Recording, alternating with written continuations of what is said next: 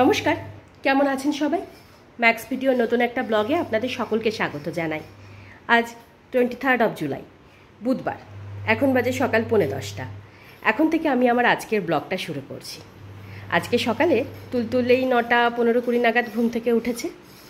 আর ঘুম থেকে ওঠার পর সকালে প্রতিদিনের যে কাজগুলো থাকে সেগুলো সেরে এখন ওকে ব্রেকফাস্টটা করিয়ে দেব। আর মা এদিকে স্নান ধান সেরে এই সবে মাত্র পুজোয় বসলেন। আর আমি সকালের কিছু কাজ সেরেছি, কিন্তু অধিকাংশ কাজ এখনও বাকি আছে। তুলতুলকে ব্রেকফাস্টটা করিয়ে তারপর এই কাজগুলো সব সারবো। একা একা খাবে? আচ্ছা, খা। দেখি না, ঘোরাতে হবে না, ঘোরালে বাবা পড়ে যাবে এরকম বারবার। এরকম করে নাও, স্পুনে করে এরকম ভাবে তোলো। হ্যাঁ, তুলে খেয়ে নাও। হ্যাঁ মা, হ্যাঁ দিচ্ছি। তখন তুলতুলকে ব্রেকফাস্ট করিয়ে আমার সকালে যে সমস্ত কাজগুলো বাকি ছিল সেগুলো সব সেরে এই সবে মাত্র উঠলাম। আর মাও পুজো সেরে এই সবে উঠলেন। আর গতকাল রাতে কিছুটা ভাত, তারপর মোগলাই পরোটা রয়েছে, এই দিয়ে আজকে আমরা ব্রেকফাস্ট করব। ভাবছি একটু ভাত ভাজা করব, এই পেঁয়াজ, কাঁচা লঙ্কা, একটু বাদাম এসব দিয়ে।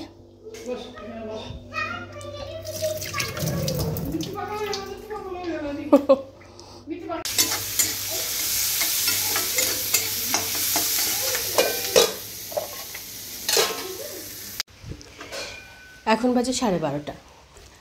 আর তখন ভাত ভাজাটা বানিয়ে মোগলাই পরোটাটা গরম করে আমি আর মা ব্রেকফাস্ট সেরে আমার এদিকে কিছু কাজ ছিল সেগুলোই সব সারছি। আর সকালে বেশ খুব সুন্দর রোদ উঠেছিল। এই 10-15 মিনিট আগে থেকে আবার বৃষ্টি শুরু হলো। জামা কাপড়গুলো সব তুলে নিয়েছি। আর তুলতুল এই যে জল নিয়ে খেলা করছে। এ বাড়িতে থাকলেও তাই, ও বাড়িতে থাকলেও তাই, জল দেখলে হলো। এবার ওকে তেল মালিশ করিয়ে স্নান ধান করিয়ে দেব। আর মা ওদিকে দুপুরের রান্নাটা বসিয়েছে। আজকে একটু দেরি করেই বসিয়েছে, আসলে সকালের ব্রেকফাস্টটা একটু হেভি হয়ে গেছে।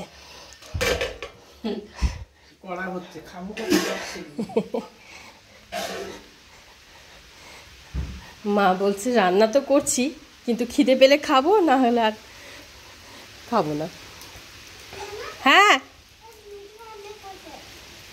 ঠান্ডা লাগুক না, তারপর দেখিস।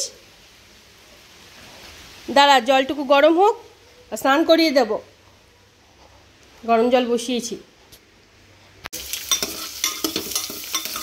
তাহলে কি মেডিসিন দিতে হবে? আচ্ছা ঠিক, দিচ্ছি।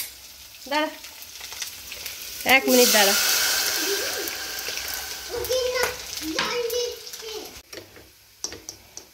এখন বাজে 1:30। আর এদিকে আমাদের দুপুরে রান্না বান্না প্রায় কমপ্লিট। ভাত, তুলতুলের জন্য আলু দিয়ে ডিমের ঝোল, তারপর ওই ফুলকপির ডাঁটা, তার সাথে সব রকম সবজি দিয়ে একটা চচ্চড়ি, এগুলো হয়ে গেছে। আর মা এখন আমার জন্য আলু আর ফুলকপি দিয়ে ডিমের কারি বানাচ্ছে। রান্নার এক ফাঁকে তুলতুলকে স্নান ধান করিয়ে রেডি করে দিয়েছি। আর এখন আমরা সবাই রান্নাঘরে। সরে যা, লাগবে কিন্তু মামা। ধানি সর।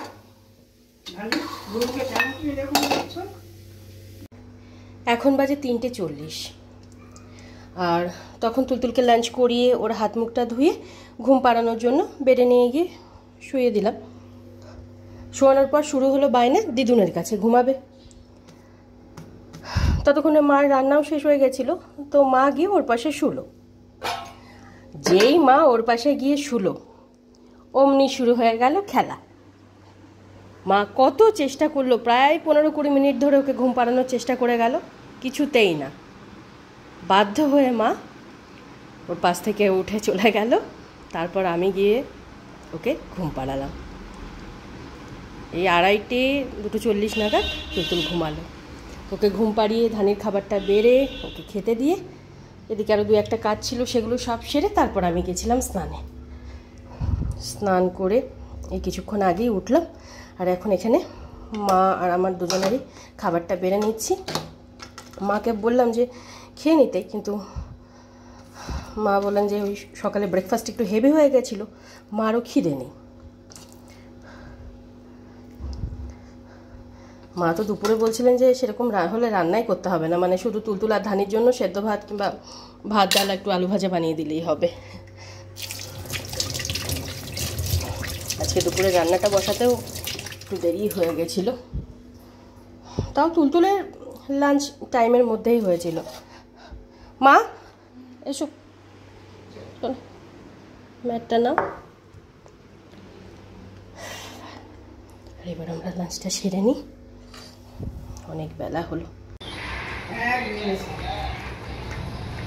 ভালো ধানি,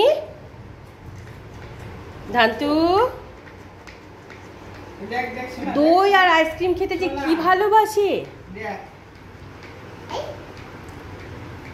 এখন বাজে 4:55 আর মা আর আমি লাঞ্চ করে ওই 4:20-25 নাগাদ উঠলাম।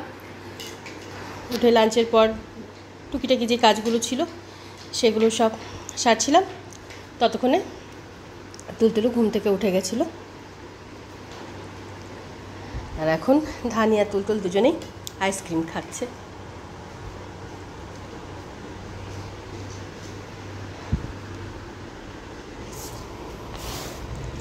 আর আমরা আর কিছুক্ষণের মধ্যেই বেরোবো। এখন ওই ব্যাগপত্রগুলো একটু গুছিয়ে নেব। গুড ইভিনিং, এখন বাজে 6:10 আর তখন ব্যাগপত্রগুলো সব গুছিয়ে নিয়ে আমরা রেডি হয়ে বেরোবো। ঠিক সেই সময় শুরু হলো বৃষ্টি। তবে বৃষ্টিটা আপাতত থেমে গেছে। আর কিছুক্ষণের মধ্যে আমরা বেরোবো। যখন বৃষ্টিটা থেমেছে এখনই বেরিয়ে যাওয়াটা ঠিক হবে। দিদুনকে টাটা করে দাও মা।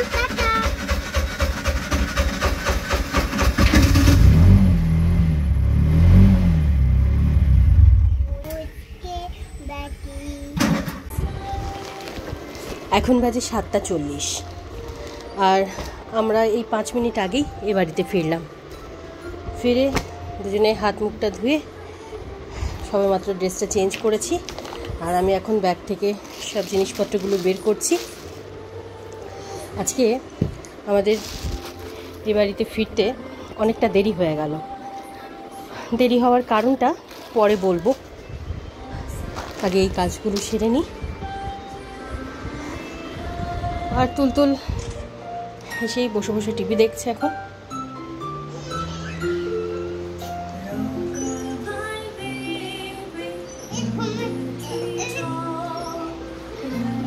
হ্যাঁ, ডটসে সুন্দর করে লিখবে। হ্যাঁ মা, চলো।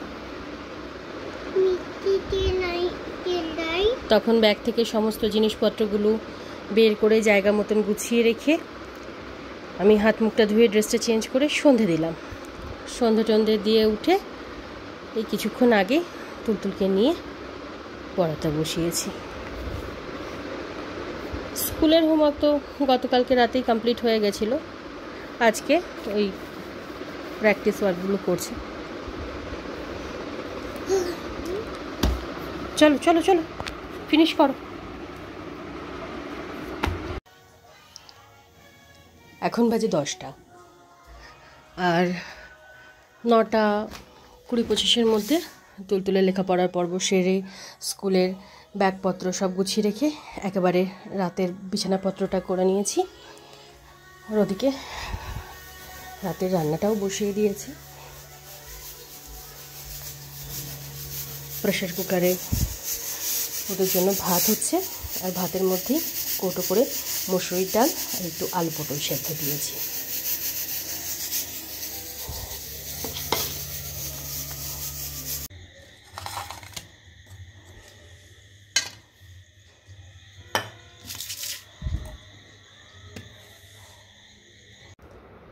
এখন বাজে 12টা 5। আর আজকে 10টা 20-25-এর মধ্যে তুলতুল আর তুলতুলের বাবা ওদের দুজনেরই ডিনার কমপ্লিট হয়ে গেছিলো। আর ডিনারের পর তুলতুলের প্রতিদিনের যে কাজগুলো থাকে সেগুলো সব সেরে তারপর ওকে ঘুম পাড়ানোর জন্য বেডে নিয়ে আসলাম। আর বেডে নিয়ে এসে শোয়ানোর পর শুরু হলো খেলা। এই সব খেলনাপাতি নিয়ে খেলতে খেলতে এই 11:15 নাগাদ তুলতুল ঘুমালো। আর এবার বলি আজকে আমাদের এ বাড়িতে ফিরতে কেন এতটা দেরি হলো। আসলে আমরা যখন এ বাড়ি থেকে ও বাড়িতে যাই আর ও বাড়ি থেকে এ বাড়িতে আসি আর সাথে যদি ধানি থাকে তাহলে অটো রিজার্ভ করে যাতায়াত করি, কারণ ধানি কারে জার্নি করতে পারে না, ওর ভীষণ ভমিটিং হয়। সে জায়গায় অটোতে ঠিকঠাক থাকে। তো এখন যেহেতু বেশ কিছুদিন ধানি মায়ের কাছে আছে আর আমি আর তুলতুল ওই সপ্তাহে 2বার করে মায়ের কাছে যাতায়াত করছি, তাই এখন আর অটো রিজার্ভ করছি না। যেমন ব্রেক জার্নি করে মানে 2টো অটো চেঞ্জ করে বাড়িতে যাই সেরকম করেই যাতায়াত করছি। তো আজকে সন্ধ্যের দিকে মানে ওই 5:30-6টা নাগাদ যখন ব্যাগপত্র গুছিয়ে আমরা বেরোবো ঠিক সেই সময় শুরু হলো বৃষ্টি।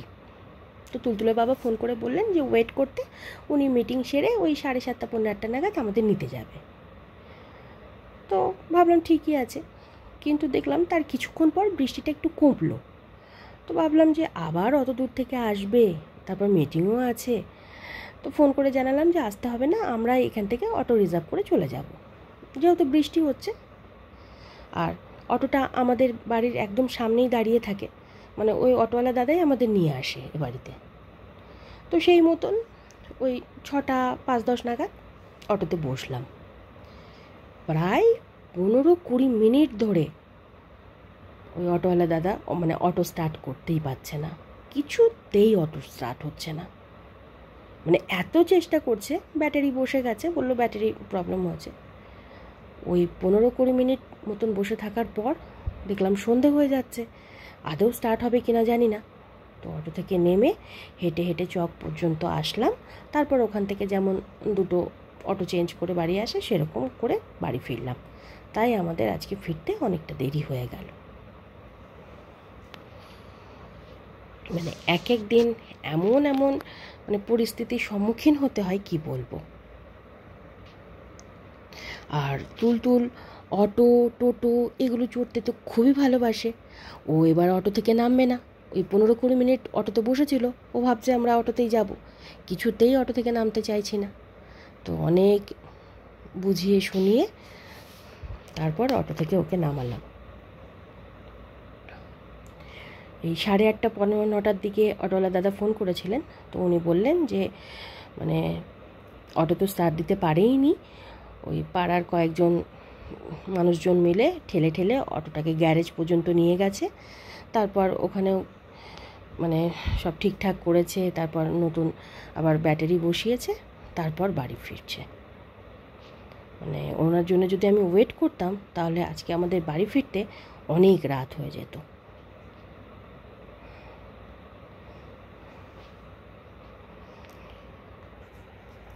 আর বৃষ্টিটাও মাঝে মাঝে মানে এমন বিরক্ত করে, মানে কাজের সময় ঠিক বৃষ্টি শুরু হয়ে যাবে, রেডি হয়ে বেরোবো সেই সময় বৃষ্টি শুরু হয়ে গেল।